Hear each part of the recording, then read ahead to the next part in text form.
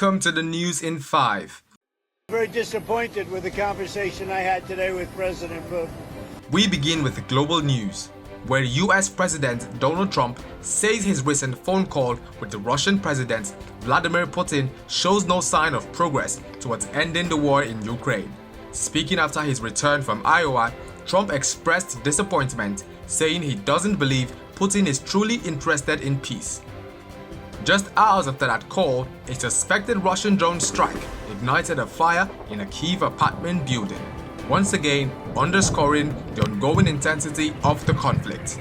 Trump is expected to speak with Ukrainian President Volodymyr Zelensky in a follow-up call as diplomatic efforts remain largely stalled.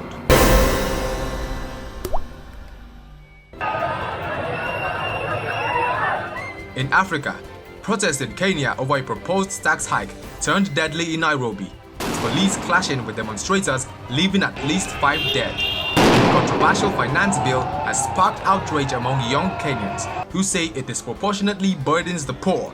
President William Ruto defends the tax as essential for economic stability, but protest leaders are demanding dialogue. The African Union has urged calm to prevent further violence, as this protest shows no sign of slowing. Raise his hand up. Old to new. In Nigeria, the National Opposition Coalition Group has adopted the African Democratic Congress as its platform to challenge President Bola Tinubu's APC in the 2027 elections. Led by former Vice President Atiku Abubakar, Peter Obi, and interim ADC Chairman David Mark, the coalition aims to block a one-party state. The APC called the group opportunistic, while analyst Dele Farotimi warned that electoral reforms are critical for the coalition's success. The group is now focused on selecting a unified presidential candidate. Still in Nigeria, a joint operation in Anambra State by the Nigerian military and Department of State Services led to the arrest of 3 suspected kidnappers linked to the abduction of a senior NDLEA officer. The raid in Onitsha recovered weapons and ransom funds. Community leaders praised the operation but called for addressing insecurity's root causes as kidnappings continue to plague the southeast.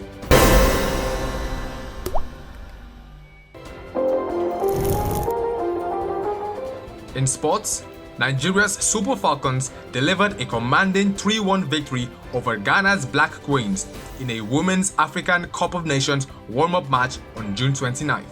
Asisat Oshoala's penalty and Rashidat Ajibade's strike sealed the win, boosting confidence ahead of the tournament in Morocco, starting July 5th. Now, here's your speed round, quick-fire headlines from the week.